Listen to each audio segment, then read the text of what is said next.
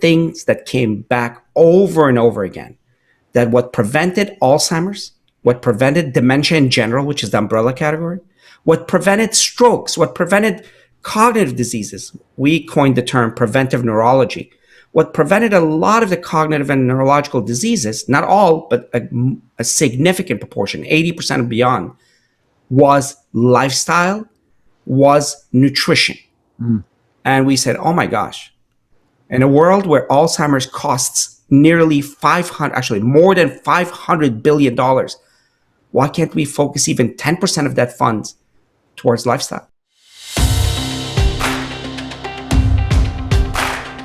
Season 3 of the PLANTSTRONG Podcast explores those Galileo moments where you seek to understand the real truth around your health and dare to see the world through a different lens.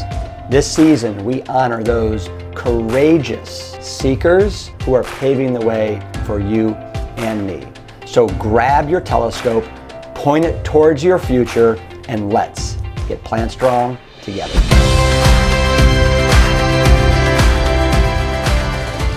I'm Rip Esselstyn. Welcome to the PLANTSTRONG Podcast.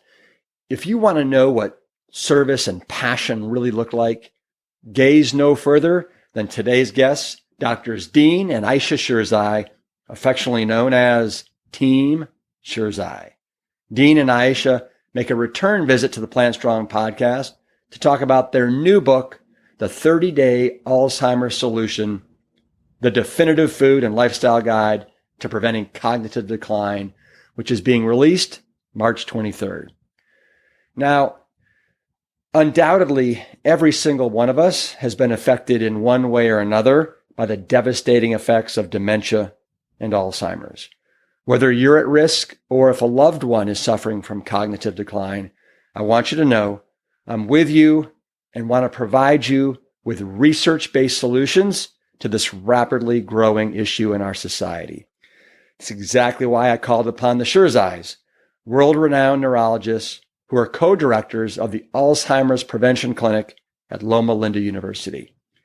In today's episode of the PLANTSTRONG Podcast, we discuss their own personal Galileo moment as physicians when a public event influenced and changed the course of their area of study to develop education and support around preventative neurology and brain health through behavior and lifestyle change. What are those factors that can drastically improve brain health? You'll find out as we dive into the content in their new book. Team Sherzai, welcome back to the PLANTSTRONG Podcast. God, the last time that I spoke with you two was at your home, pre-COVID, it was probably 2019. I believe you were on season. Yep, and you were on season 1 of the PLANTSTRONG Podcast when I was just a newbie. But your episode, if I remember correctly, we really focused in on sleep. That's right. And since we were talking about your first book, The Alzheimer's Solution, but since then, you guys have come out with a new book that I want to talk all about. It's called The 30-Day Alzheimer's Solution. And then the subtitle, The Definitive Food and Lifestyle Guide for Preventing Cognitive Decline. So I want to get into that. But before I do, here's my question for you both. So season 3 is really, it's all about these Galileo moments where you guys looked through the telescope, you kind of saw the truth, and it has kind of guided your journey to where you are now. And I think the fact that you two, husband and wife, right, MDs, co-directors of the Alzheimer's Prevention Program at Loma Linda, it's like, this is so unusual. And if you could just share with the audience how you got to where you are today, and what was your Galileo moment that drove you guys to be this ambitious in doing everything to let people know that Alzheimer's is, well, preventable. Yeah. I love that Galileo moment. Wonderful. Yeah. And it was kind of a Galileo moment. We both met in a conversation. In fact, our first conversation was about Alzheimer's and our grandparents, two on each side, dying from Alzheimer's. And that was the beginning.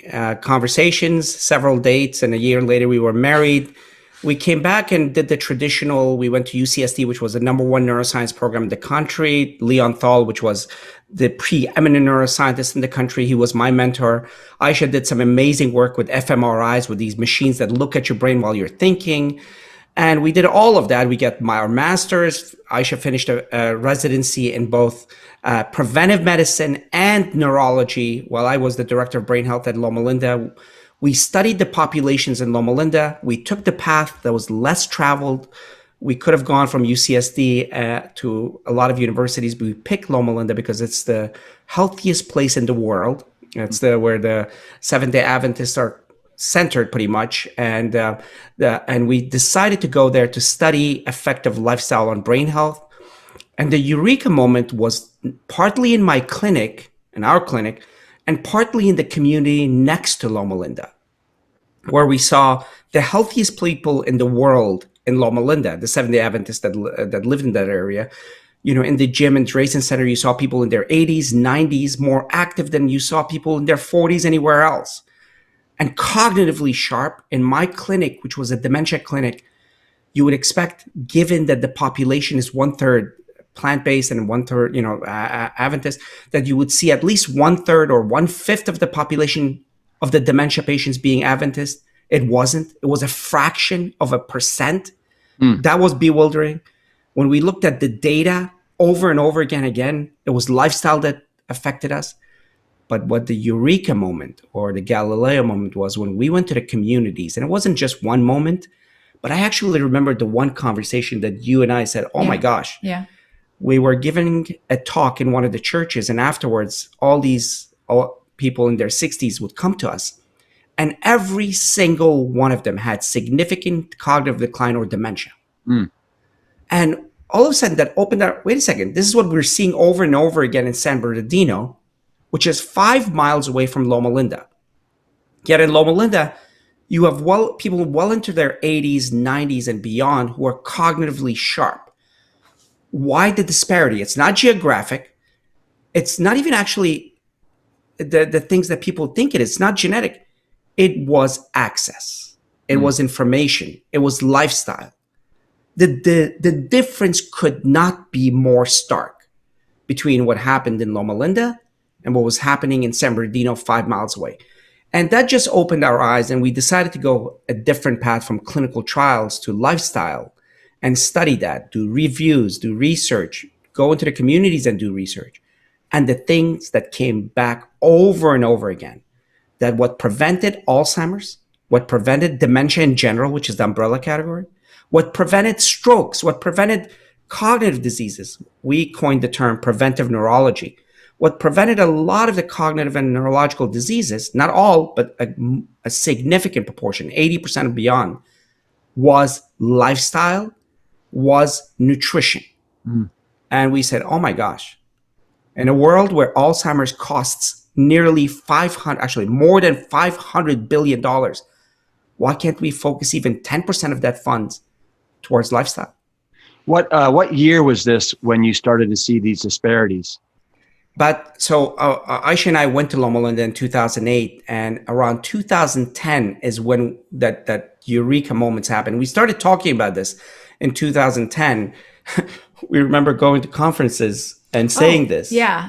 And I think, people who are in the realm of health, and we've talked about this with Essie extensively. When you go to these medical conferences, I mean, there are a lot of great things happening, but it's so focused on, molecular research or pharmaceutical research or, zapping amyloid protein in the brain with lasers. Well, I'm kidding, but, high-tech things like that. And year after year, we would go to these conferences and there would be conversations about molecular models of Alzheimer's, mouse models of Alzheimer's, 400 different clinical trials that worked on mice, but when they pointed that out or when they applied that into humans, it never worked. Not having a single medicine that treats this devastating disease after years and years and billions of dollars spent on clinical trials. And yet we have these population models and we have these prospective studies that show when people live in a particular way, they're able to withhold the disease. They're able to prevent this devastating disease, and they live very long, very cognitively vibrant lives well into their 80s, 90s, and beyond. And so that was the pattern. But then in 2019, not during the pandemic, but a year ahead of that, the first time when we went to the Alzheimer's Association International Conference, their plenary session, it's a session where all of the scientists and all of the doctors get together to talk about the biggest reveal. 5,000 people. 5,000 people. And the first conversation was about prevention. And I think I got a little teary-eyed when I saw on the PowerPoint presentation one statement saying, prevention is the new treatment. Which after decades of just dwelling into the minutia, the first time they understood and they accepted that prevention was very, very important. Well, and that to me is the perfect transition to your new book, which is really the future of health. I think we all can agree. What inspired the new book? Because you wrote the Alzheimer's Solution that came out, was it 2016? 17. Yes. 17? Yes. And then, kind of as far as writing books are concerned, this is hot on the heels of the Alzheimer's Solution, right? And I can't imagine. I mean, in looking through this book, it is so drop dead gorgeous. It is packed with so much information. It must have taken you a year and a half, 2 years to put this all together. Yes, I think we just kind of started working on it right after we wrote the second one, and it's a culmination of our clinical work and our community work. Yeah, I mean, the first book has a lot of the how, but it's mostly the why. The second book is the how. There's a lot of science in it as well, but there are 75 recipes. Ayesha is a cook as well, as you know. She did her fellowship at Columbia University, and in the morning she would be in the ICUs, at night she would be in the cooking classes, because if we can't help with the transition, if we can't give them healthy, tasty foods, if we can't create that sense of belonging and culture and taste, it's going to fail. It's going to be a didactic professorial talk. Yeah. So this book has 75 recipes, but more important than that, not more important, food is extremely important. That was a ridiculous statement. As important as that is that we're behavioral neurologists. So we really focus on how to translate goals and visions into behavior. And I think that's the key. I think there's this disparity between the information that we have about health and wellness and how it's applied and translated into homes, families, and communities. And so we just focused on the how specifically in this book, and we're very proud of it. Yeah. Well, it's broken up into 3 parts. We've got the proven plan, which is part 1. Part 2 is what to eat, what not to eat, and why. And then, of course, number 3 is it's actually the NEURO Plan, the 30 days for brain boosting. So I'd love to, at a high level, let's just jump in and let's start with the NEURO Plan. NEURO is an acronym. What in the world does NEURO stand for, and why should we care about it? Thanks, Rip. NEURO is an acronym that we came up with, self-serving, because we're neurologists, but I think it was a good representation of the proven lifestyle factors that work, whether it's prevention of Alzheimer's, stroke, dementias, other kind of dementias, etc. And it stands for, N is for nutrition, E is for exercise, U is for unwind or stress management, and we can go into the details of that. R is restorative sleep, not the type of sleep where you take a sleeping pill and go to bed, but the kind that allows you to go through the different stages of sleep, because that's important for brain health. And O is optimizing cognitive activity. Now, this one is really interesting because it comes from the concept of building redundancy and cognitive reserve. And it's doing things that you're passionate about that keeps your mind challenged with complex activities. So that's what NEURO stands for. Got it. So can we just dive a little bit deeper into each one? And let me just start by saying, so under N for nutrition, you guys say in your book, With every meal you eat, you either make or break your brain. That's Yes. pretty powerful statement. It really is, isn't it? And I think more than this being a scare tactic, I think it's a very empowering message, because it means that with every action, you can build your brain. You have total and complete control. And this brain of ours, it's a 3-pound organ. And for those who haven't been to a chemistry or a biology lab, I don't know if you guys have actually seen, have you seen a brain in a jar in labs? But it basically is like a squishy organ. It's like hard jello. Yeah. And this incredible squishy organ is consuming 25% of our body's energy at any moment. It's an energy hog. It just sucks up everything. So everything you do, everything you eat, every action that you participate in affects this brain tremendously. The genes that have been associated with Alzheimer's, the genes that have been associated with a lot of the chronic diseases, have to do with that energy metabolism. There are the genes that have to do with lipid or fat metabolism, ApoE4. There are the genes that have to do with glucose metabolism. Your genes that have to do with inflammation as a result of your relationship with food, and the genes that have to do with you getting rid of waste. I mean, this highly active organ that doesn't even sleep, isn't that the funny part? When it sleeps, it actually does some of its best work. It has to get rid of waste. In fact, it does most of its waste elimination during sleep. That's why sleep is so important. Yeah. So the food that you give it, if it's a productive, constructive, and nutritionally dense, yet not byproduct dense food, it will build your brain at any age. But every meal that you give, that food coma that you develop, there's a reason that that's a coma. That excess sugar, Yeah. or sugar in general, or excess fat, or fat in general, or inflammatory foods. The meal that you just took is not going to be compensated by a handful of blueberries. You have to, well, that was a little disempowering, but it's okay. It is. Blueberries are great. Blueberries are fantastic. But what I'm trying to say is, eating the good foods are important, and we talk about that. We talk about the the 9 foods that are good, but we're not reductionists, so we're not going to even talk about those here. It's about not eating the bad foods, the fats, the sugars, the processed, and eating a variety of beautiful, colorful, dense, nutrient-dense foods, which on a day-to-day basis, at age 60, at age 70, at age 80, will build the brain. But for the young people who think they're immortal, here's the thing. You can actually build the level of focus and concentration and memory with the good food and with the optimized component that you have never experienced without going to these, biohacking seminars or anything. You can do it in your kitchen and in your living space. That's the whole point of this book. Yep.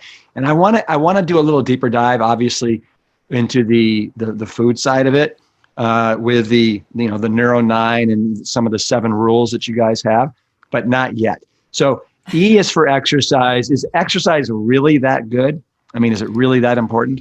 Oh my goodness. Yes, absolutely. We all, it's funny that nobody, argues about that. Nobody argues about exercise, but everybody's arguing about nutrition. And I think I want to let you know, I have some people that I have worked with, and they tell me that just the thought of getting up off the couch and exercising makes them want to go take a nap. I mean, they are so opposed to exercise. But anyway, we all love exercise. We love exercise. Yeah. So exercise is important because it creates the juices that creates the connections between brain cells. So, the number of brain cells doesn't really matter in our brain. I know that's the wonderful question, because a lot of people are worried that they lose brain cells as they grow older. We all do. After age 20, it's like, there's a rapid decline in the number of brain cells, but we continue to make connections between brain cells. And these connections, they reflect our capacity to think, to be creative, to be bright and sharp, to withstand diseases like Alzheimer's and stroke. And exercise essentially creates these connections. And people who exercise on a regular basis, in a regimented way, where they do it, say, for example, 4 or 5 times a week, they have better blood flow to their brain. They have these growth hormones, a specific one called brain-derived neurotrophic factor, or BDNF, that increases rapidly when you do lunges or squats or when you go for a run, and it lingers in your system. So combination of good blood flow to the brain, these growth hormones secreted, and so many other different factors, they create connections. And guess what? These connections are like your bank account, like the money you put in your bank account. So say, for example, down the road, you hit your head, or you have a car accident, or say, for example, your blood pressure goes up really high and it disconnects some of these connections. You have enough to withstand trauma later on in life. And as much as exercising is important, it's also important not to be sedentary. Unfortunately, a lot of Americans have become sedentary. We have desk jobs, we exercise for 20 minutes, but then we sit behind our desk for, say, 2 to 3 hours. All of that exercise that one does can be negated by the sedentary activity. So standing up, opting for standing desks, walking, moving naturally, having an environment that pushes you to just kind of get up and go do something every once in a while is incredibly helpful for the brain. Yeah. Dean, didn't you guys go to Cleveland and attend one of Jane's conferences recently? Yeah, We did. It's it was an amazing. it was amazing how we actually experience. all stood up and we would walk, and Jane would make everybody dance and stretch after 1 hour. And Essie was involved in it too. Essie, I one of the stories that I always bring up, which gives me so much respect for Essie. The thing that makes me hopeful about humanity is ability to communicate, ability to learn, ability to change. Communicate, learn, change. If that's not happening at any stage of life, I think that's the basis of our problems we're having as a society, as in healthcare and beyond. So a beautiful story was that when we came back from the conference, I was sitting in front with Essie, and we were talking, and for 45 minutes he kept asking questions, more and more questions, one after the other, and after about 45 minutes, we got to their home. We sat, everybody got together. We were having dinner, and he disappeared. And we're wondering, where did he disappear to? And an hour later, he came back and he said, I had a conversation with Dean in the car, and I've always known that exercise is important, but the importance of exercise for the brain, oh my God, he actually worked out 45 minutes on the bike. This is a human being that is continually improving himself, continually learning. Constant learning. And that's that ability to change, that ability to incorporate into life. And the fact that I think the bike is in their bedroom. I think it was in the bedroom upstairs. He just disappeared for 45 minutes. But the key is that we can all do it. We can always bring it to our home. We believe in everything in your living space, at your work, in your community, and your home. So one of the things we bring up is, if you can't do anything else, what you can do is, while watching TV, stand up and do steps. Mm-hmm. Or make a rule for yourself. I'm not going to watch TV unless I'm standing up and and doing X number of steps. Or the other thing is a recumbent bike, because it gets rid of balance issues, it gets rid of falls issues. The rule is, I'm going to watch TV only if I'm moving the bike. That kind of activity level, where it's constant, it's part of your life, it becomes empowering. It really, truly grows the brain better than any pill will do in the near future. Absolutely. Yep. So I take it my father was late for dinner? He was late for dinner. Yes, of course. But he had a good excuse. He did. Definitely. He did. All right, unwind. Help me out with unpack, unwind, and then let's hit restore. I'll do the unwind and you can do the store. Sure. Unwind is about stress management. It's not a small matter. We talk very little about it because people think that we have no control over it. It's stress. What can I do about it? No.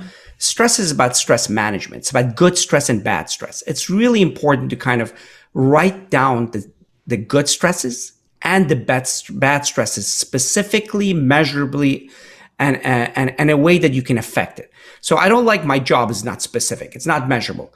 I don't like doing the morning reports, but I like the conferences is a very important way of specifically. So you identify all or as many of the bad stresses specifically and measurably, and the good stresses. What is good stress?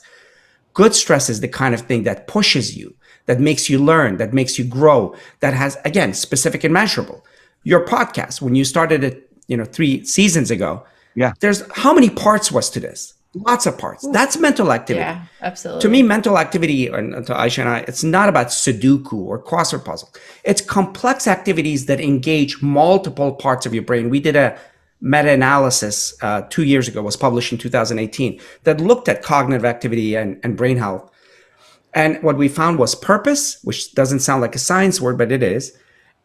It looked at complexity and challenge. Mm. Complexity means activities that are multi-domain. When you're learning a musical instrument, you're actually engaging multiple parts of your brain, and you're pushing yourself. And challenge means don't just stick to the same song. I know that I'm stuck at the same song, but that's okay. but keep moving to the next level and the next level. And who knows better than you where the next level is? And keep pushing. And why is that important? Whereas nutrition, stress management, and sleep create the environment for growth and reverse the damaging environment that happens through aging. That's important. Yep. Exercise and mental activity make the connections. And how many connections? We have 87 billion neurons. Yeah. Each of them can make a couple of connections or as many as 30,000 connections. It's amazing. That's a 15,000 times power. I mean, that's what the power we have. So stress management is about identifying the good stress and building, increasing, empowering, and tooling the good stress in a systematic way, and reducing, eliminating, and delegating the bad stress in a systematic way. And then where you can't do either one, you create the positive language like we have for our travel to Loma Linda. We live in Redondo Beach. We have about an hour and a half to 2 hours of drive is each just way. A killer. 2 days a week. Yeah. And we say during that 2 hours, which is stressful, we've created our work routine where when I drive, she does some of the stuff. We've actually created the language where we have music and we have podcasts we listen to. So you alternate. I love the example. That is Yes. that is so wonderful. Yeah, a 2-hour commute twice a week, 4 hours round trip. 4 hours round trip. 4 hours round trip. Yeah. Depending on traffic. Yeah. Yes. Yes. Okay. They're usually planned. Yeah. All right, Ayesha, can you hit us with Restore? Yes. And I think we've talked about that in the past, Rip. Yep. The people really underestimate how important sleep is. But I'm so glad that we decided to make it a tenet of health, because we believe that based on different studies and all of the science behind it, thankfully, we now know that the duration of sleep, the time when we sleep, is probably the most important time for the brain. I know it sounds ironic. We're not awake. We're completely knocked out. But it is the most important time for the brain to cleanse itself, to restore itself. And it is a very, very important determinant of cognitive health. We now know that people who have disrupted sleep, or if they don't get enough sleep, they actually build amyloid protein, which is the bad protein associated with Alzheimer's disease. And there have been studies where even one night of bad sleep, let's say you stayed up because the movie was just so exciting and you didn't sleep and you had to wake up really early the next day for a meeting, even one night of bad sleep increases the level of amyloid protein. Wait. So you mean to tell me that if I binge watch 3 episodes of The Queen's Gambit, I'm in trouble? Because my chess game will suffer. No. Because it was Queen's Gambit, which was so good. Probably not. It was so good. Yeah, I love that. I love that show, by the way. But the reality is, it's not. We do all kinds of those little micro damages. It's the cumulative direction that matters. Right. So the cumulative direction, if you are building a beautiful sleep hygiene, sleep environment, that's what's important. Right. Because the 2 most important things happen at night: memory consolidation, right, and eliminating waste. Exactly. And that's so important. It's almost like, when everybody leaves a building, the janitorial team comes in and they start cleaning the building. That's almost exactly what happens in the brain.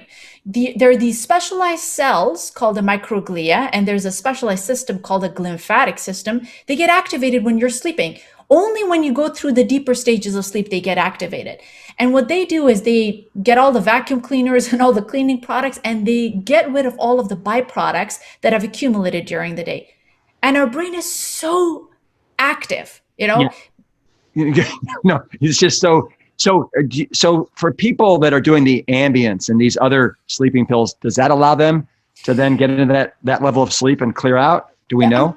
I'm glad that you brought that statement there and the question.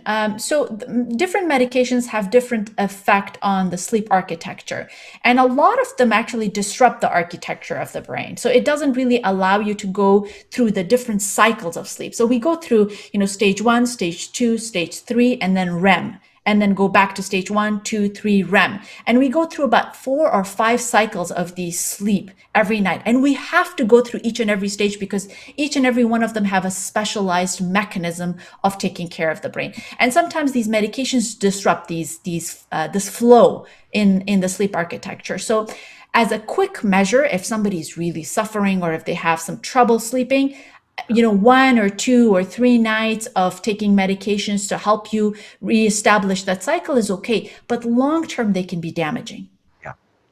Yeah. Well, I know in season 1 we talked pretty extensively about sleep. So if anybody wants a deeper dive, go listen to that podcast. I think it was episode 3. Right. Yes. Okay. If you could touch upon optimize, and then I want to jump into some of the foods that you recommend we eat. Sure, of course. So optimize is about that good stress. It's about purpose. It's about challenge. If you think that you're going to retire and then spend the time on the beach, well, the first 2 weeks is great, but you better start challenging that brain, because at that age, or for that matter, at any age, but especially as we get older, this brain is using a lot of energy. So, and then you're not using the energy properly, and which is its purpose is capturing data, right? And it's telling the brain, well, he doesn't need all the neurons. It actually starts pulling back and starts shrinking rapidly. So it's critical. We say, don't retire, rewire. A friend of ours, Howard Rankin, says this. Don't, rewire, reconnect. Find a purpose. Find activities that challenge your brain, that forces the brain to make those connections. It's better if it's multiple domains. It's not just one thing like mathematics or one thing like language. If you can't find one thing that has all of them, several activities. It could be visual spatial things like building models or building things, or musical instruments, or, as I said, book clubs. But it should be multiple activities that really push you. And there's very little that's more effective for building brain connectivity, and resilience than that. Multiple studies have shown this, that even later in life, the London taxi driver study, the nun study, huge studies shown that at any age, people who took on an activity that challenged their brains, not only did they not go down the path of normal shrinkage of the brain, they actually reversed it. They actually grew that part of the brain. So I say to people, find purpose-driven, complex activity, and that will make your life for multiple reasons, but especially for your brain health. Yep. Well, thank you for doing that review of neuro. It's a brilliant acronym. It really is. It's so easy to remember. We're about to open our Rescue 10X Mindset Mastery Program to those who are on the wait list. This program only is offered a few times a year and gives people who need it 10 weeks of group coaching, accountability, and support. If you've tried absolutely everything but can't stay on track with a PLANTSTRONG lifestyle, this program is for you. If you want to finally jump off the cycle of yo-yo dieting and get yourself in the mindset for success, I want to invite you to check out the program. Go to rescue10x.com. That's the number 10 followed by the letter X, and enter your phone number. We'll then text you a VIP discount code as soon as the program opens. Don't miss out. Visit rescue10x.com or click the link in the show notes today. Thanks. I want to jump into food right now. Yeah. Why don't we do this? So in your book, you have the 7 rules for eating for optimal brain health. And you also have the Neuro 9 foods. Why don't we tie that into rule number 1, which is, why you love plants, right? Yes. And so anyway, you guys want to talk about that, but so Rule number Amazing. one. Yeah. Yeah, so eat a plant-based diet. And I think that has been the core message of our work in the first book, Rip, and you and I, the three of us have talked about that a lot. And the reason is, I know that it's a very straightforward, very direct message, but it comes from a lot of thought and a lot of background work from our clinic, from our research, and also years and years and years of research from other individual scientists, researchers, Dr. Esselstyn's work, your work, knowing that, whatever dietary pattern it is, whether it's the Mediterranean diet or the MIND diet or the DASH diet or the dietary pattern that have been studied in multiple populations, when you do factor analysis, when you look at the foods that stand out to be the best foods for health, and especially for brain health, it's unprocessed plants. And I feel privileged that I've had the opportunity to look at dietary patterns in specific populations. I work with a California teacher study. And when you go into the nitty-gritty science of it, there is a term that is called the Anti-Inflammatory Index, which basically means how much of an anti-inflammatory effect does a particular food have.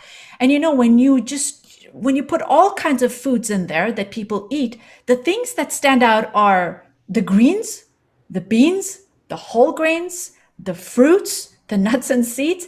And what seems to be on the bottom of the list and on the harmful side is sources of saturated fats, whether it's meat, chicken, dairy, cheese, and processed foods. And it's a spectrum of different things. But we say that the optimal diet, if you want to live the best life, and if you want to provide your brain and your body the best kind of fuel, it's a whole food, plant-based diet.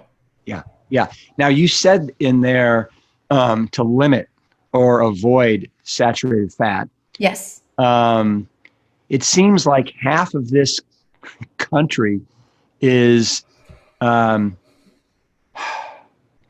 just insanely enamored with paleo, keto, the new kid on the block, the carnivore, where the lifeblood of these diets is saturated fat. Do you think that this is long term going to have some really consequential effects on their brain health? Yes. Let's look at mechanistically. There are 4 pathways that lead to brain health diseases and others that we've defined: inflammation, oxidation, glucose dysregulation, and lipid dysregulation. I don't think there's any serious scientist that would argue that saturated fat affects all of them. I mean, for them, it would mean that they're closing their eye to 1,000 studies and finding the one-off study. Yeah. And by the way, if you're going to look for one-off study, you will find anything out there, even in PubMed and the legitimate source, because somebody's written something in an obscure journal and it's going to get published. You're going to find somebody who says eating aluminum is going to save you from Alzheimer's,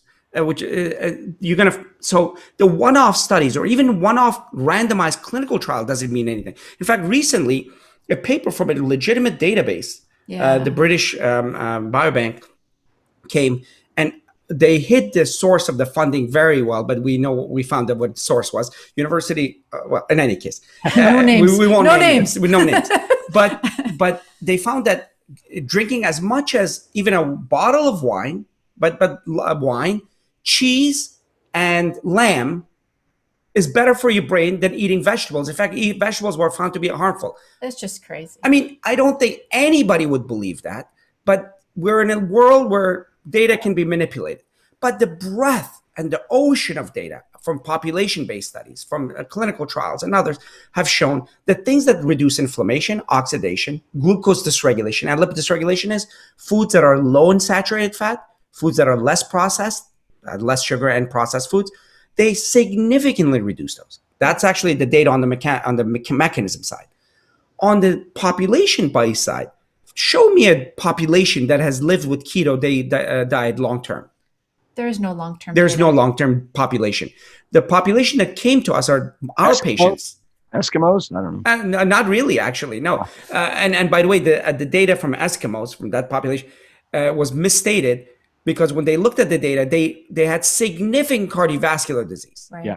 Yeah, so we're not going to get into that. No. But keto diet, there is no long term. Every study that comes to us is 6 months. 6 month studies mean nothing. In fact, we have people doing 6 month studies on dementia now and on keto and other diets. I can smile at somebody for 6 months. Well, Ayesha smiling at somebody 6 months will give them better outcomes. Me probably will give them dementia. No. But 6 months means nothing. This is, whenever you see a study like that, they're trying to quickly get famous. Yeah.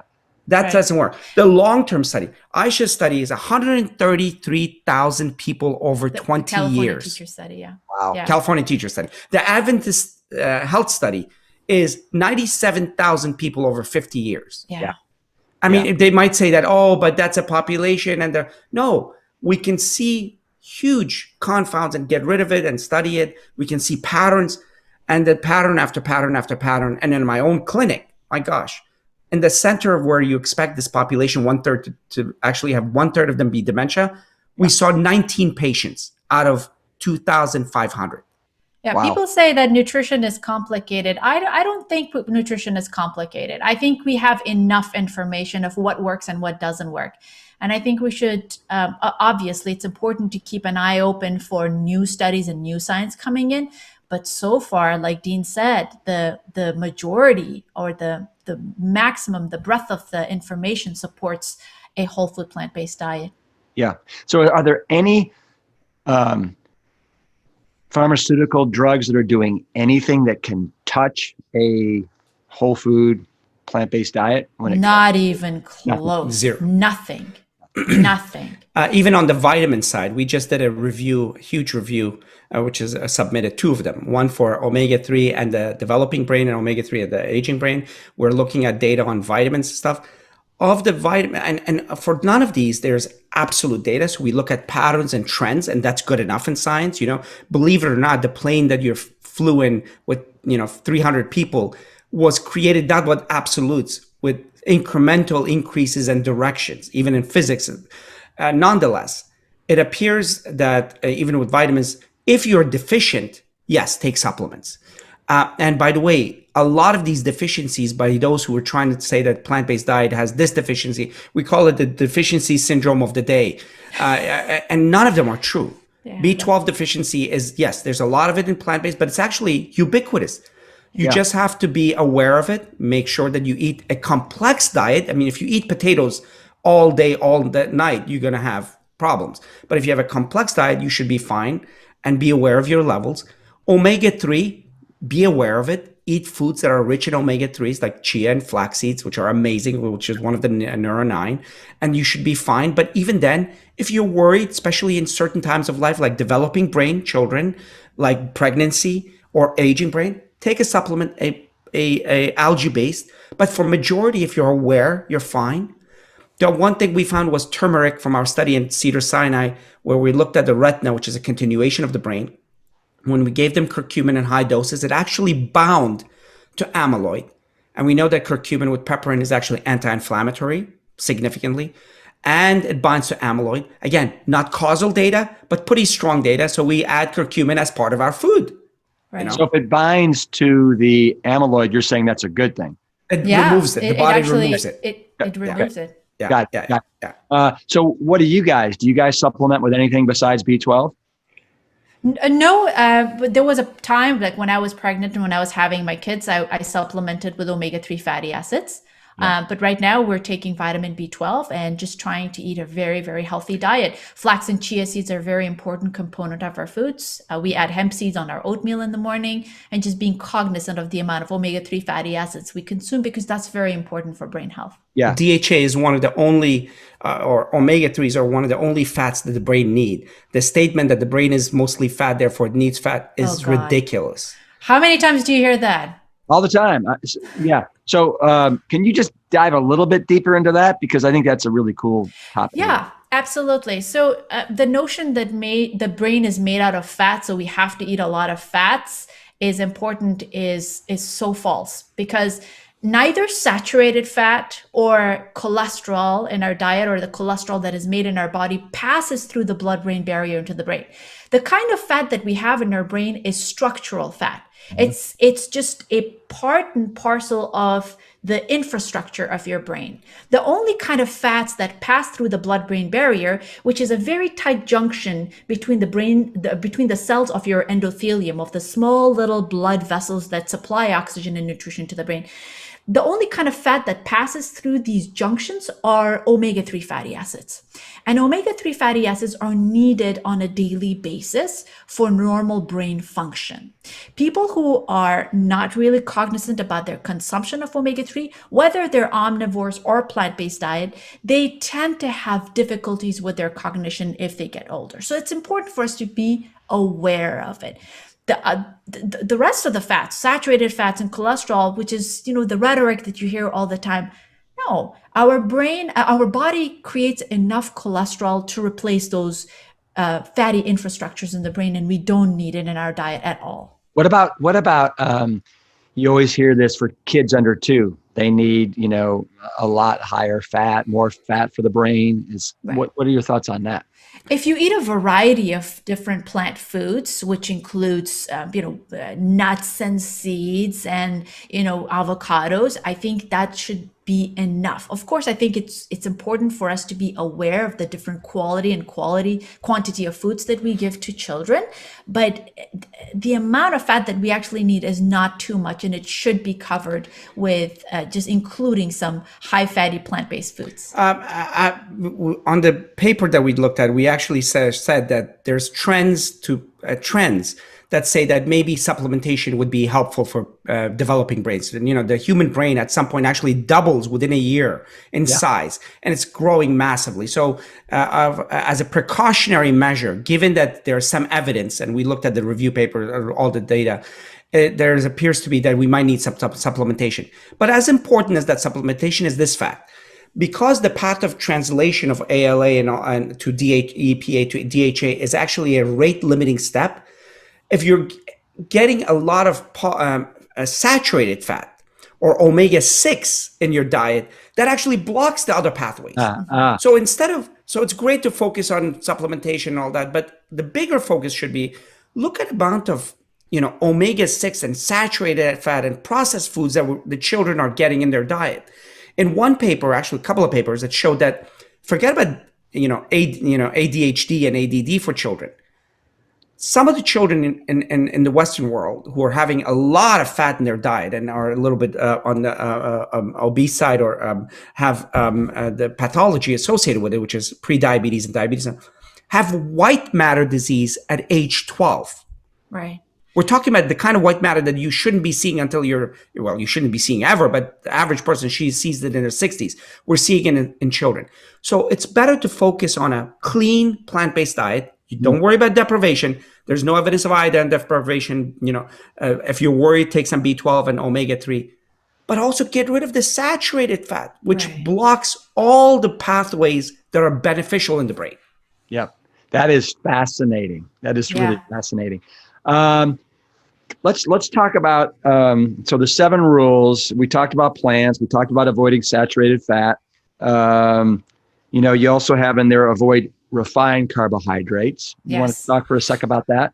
Of course. I mean, so I think when you look at the dietary pattern of most Americans is just, it's just saturated with refined carbohydrates, whether it's the white bread or the white pasta or the white rice or sugar, sugar added in everything, even pasta sauces and ketchup and everything is just jam-packed with sugar. And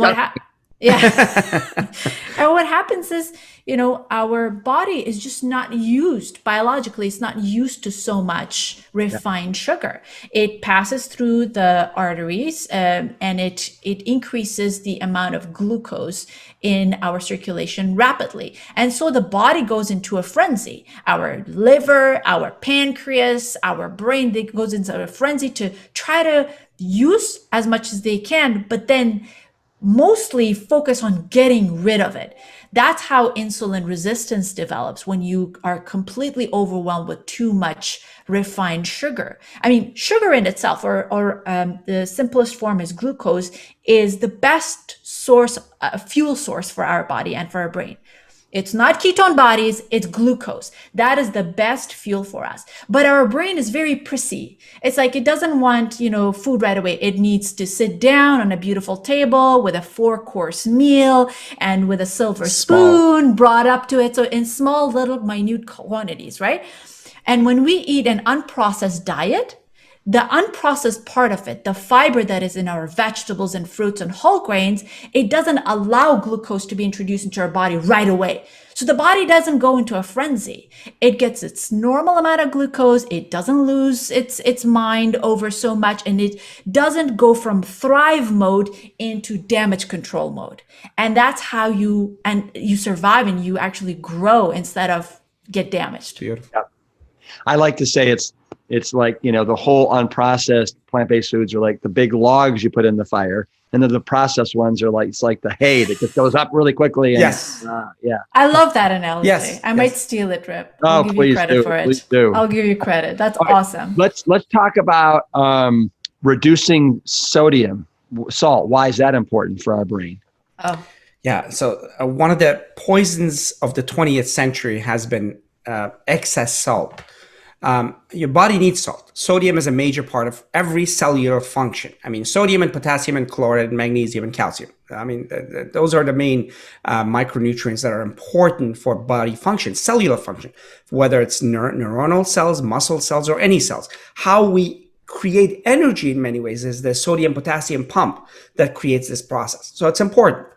But when we get too much, it actually creates an entire cascade that at the one level raises blood pressure, at the other level also damages the cells. So what we have done is we have increased the amount of sodium so much in our diet for two reasons. Evolutionarily, let me just step back. Yeah. We are actually trying to cheat evolution. Evolution didn't care about us living past the age of 25, 30. It cared about us reproducing, running away from the tiger, and then dying. What you did in your 40s and 50s was of no concern. So we're cheating the system. And living up to 30, the body could withstand anything, right? You could eat a ton of sugar, first of all, you never got access to a ton of sugar because where would you get sugar 1,000 years ago? So sugar is an external massive source of energy, which the body craves, addicted to for survival, not for thriving. Fat is an excess source of energy that the body needs for survival, not thriving. Long term, they're incredibly damaging. Having that in mind should actually kind of help out to know that when you take these salt, which is another survival thing, to kind of quickly get salt so that you retain water. I worked at public health in Afghanistan and other countries, and we knew that the one thing that made people survive during these massive infections and diarrheas was salt and water. It's a survival tool, not a thriving tool.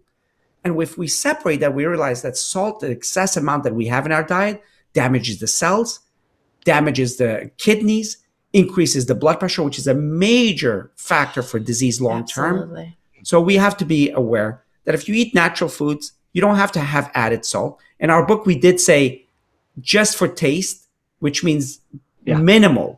But the amount of salt we're getting in our food right now, especially processed food, is going to kill us. Enormous. I think it's important for people to know that, I think that the minimum we're supposed to get is right around 500 milligrams daily. And just by eating potatoes and broccoli and beans, you're going to get between 500 and 750, right? Absolutely. We get plenty of sodium by eating just an unprocessed foods. And on the contrary, the average American gets about 2,300 milligrams of sodium every day. Well, actually, it's more than that. And now they're saying that we should reduce it to about 1,500. But you're right. It's actually even less than that, our requirement. Yeah. What about water? How important is water for our brain? Should we be drinking water during the day? So important. For multiple reasons. For multiple reasons. Absolutely. Let's take the cushioning factor, although this has not been studied a great deal, but the water. If you hold the brain in your hand, as Aisha said, it's a gelatinous organ. I mean, just watch what's the movie Silence of the Lambs. Well, that has a different. That took a dark side. I would refer people to National Geographic. National Geographic. Okay, forget You like the fava beans. You like the fava beans. Fava beans. The lambs. No, but it's gelatinous. Oh. It's gelatinous, and it's in a bony case which has sharp edges. Right. So it's moving all the time, and the fluid covering it as a buffer is not viscous. It's like water. So when it moves, it moves. So realize that the head trauma and all these things, what it can do. Water actually goes up and down in your cerebrospinal fluid by how much you drink. So if you are dehydrated, actually the cerebrospinal fluid levels go down as well. So it's important for that. The other thing is every single molecular process in your body is affected by water as a cofactor. Mm-hmm. Water is involved in every system of the body as a cofactor, either directly because it's using water in there, or as an indirect measure. So we cannot say the important. And as we get older, the amount of water in our body goes lower and lower. Right. So drink water, and drink it consciously and be aware of it. By the way, Coke and sodas and things of that nature don't replace water. Even coffee and tea don't replace water because they have a diuretic effect. Yeah. And so you pee and urinate more. So be aware to have water by itself as clean, beautiful, H2O. Why do we, as we age, why is it reduced, the water? Multiple reasons. One is that our aging cells actually shrink a little bit. They require less water, and our system of diuresis, or the kidney and everything else, also gets rid of water a little bit on the side of elimination. So again, that thing that I said earlier, which is you have to cheat the system. Yeah. The system didn't care about you surviving long term, and I do. So I'm going to cheat the system. Yes. Well, it truly is fascinating how, 110, 120 years ago, what was the average lifespan? I mean, oh my gosh, 50, 40s, 55? yeah, 40s, yeah, 40s for women actually. Yeah, it's like you don't even have 30s to. and 40s for women. Yeah, and I worked in Somalia and Afghanistan. In 2002, the average lifespan there was 48. So when people here in Los Angeles say, "Oh, forget about vaccines, forget about this," I'm like, as a public health person, please come with me and see what infections do. Yeah. Washing your hands, eating healthy, eating a plant-based diet. Ironically, in a lot of countries, the one saving grace, besides the infections that kills people and everything, is the fact that it's a plant-based diet. Yeah. And you see the beauty of that. You do. Yeah. In certain villages, when you go, especially in India, all their lives, they probably just ate beans and whole grain bread and rice, and they don't have diabetes, they don't have high cholesterol, they don't have high blood pressure, and they live a long life. And usually in those countries, the environmental diseases are related to accidents and things of that nature. It's nothing like what we see here, where cardiovascular disease, diabetes, high blood pressure, high cholesterol is the leading cause of death. Yeah.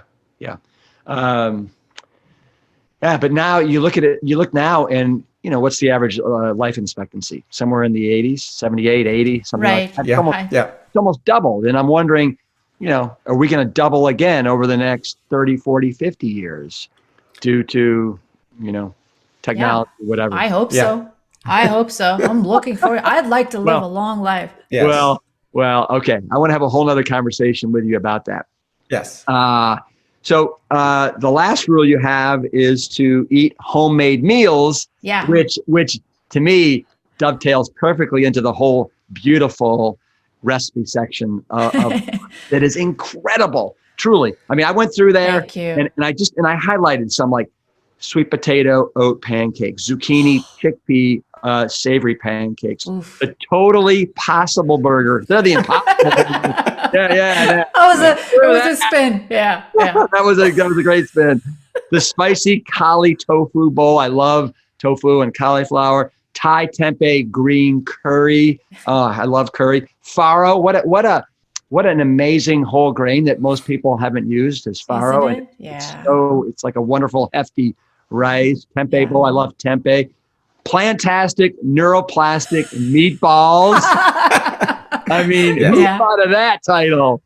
that was Dean and I after we a had cup of coffee. We were on fire. We have these whiteboards everywhere, as you know, our house is whiteboard. It was one of those whiteboard sessions. Yeah. Nice. And cortical cauliflower with walnut sauce. I had to look up what cortical was.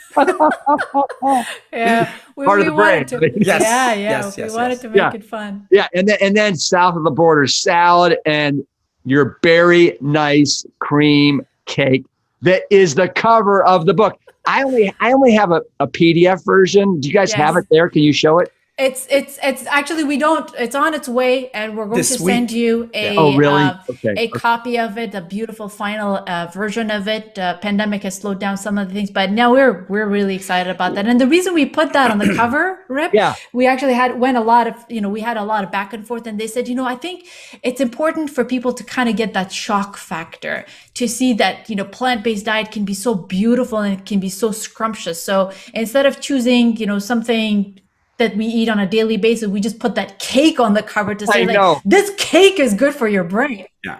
I mean, in the communities that we deal with, we work in the communities, our studies are in the communities, and we see dementia and stroke in the people in their 40s and 50s. If they feel a sense of deprivation, no amount of fear is going to change people if there is not a sense of gain. We wanted to make sure that people get the sense out of this book that you're not going to be deprived. And there was a lot of pushback to us, and people say, "Oh, look, you're promoting cakes." And I said, "No. I want to make sure people realize that you can have tasty, healthy foods."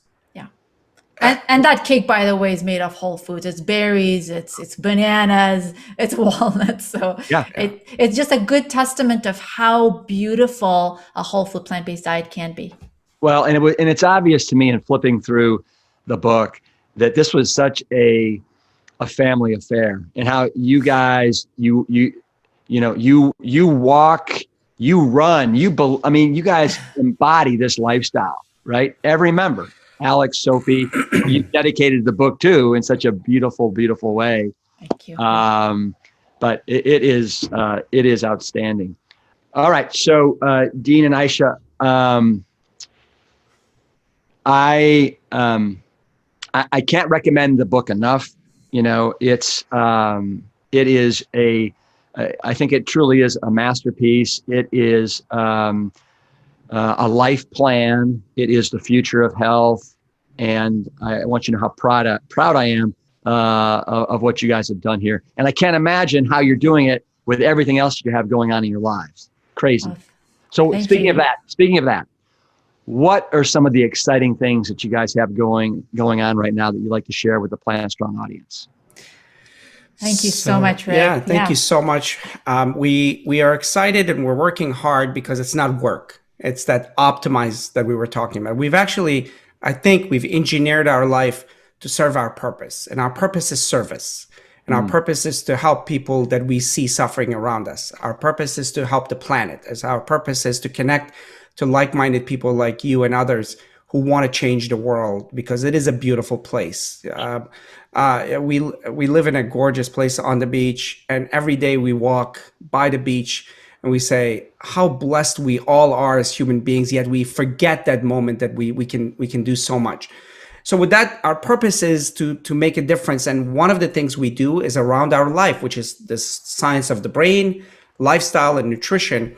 And we realized that what we were doing in the clinic, and we still do, and in a way, the clinic work is selfish because we love that personal connection, but it's not as effective as what we do in the communities.